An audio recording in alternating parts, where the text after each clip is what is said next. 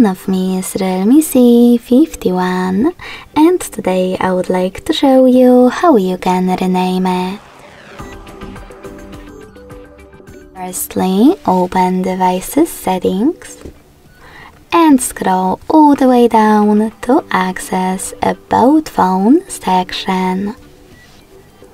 Then click on Device Name and type in wherever you wish to.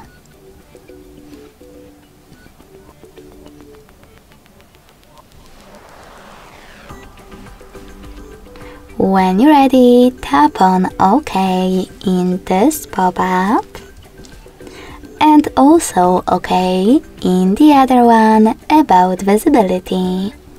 So when I do that, as you can see, name of my device has changed. Thanks so much for watching. If you enjoyed this video, don't forget to leave a like, comment and subscribe. Bye!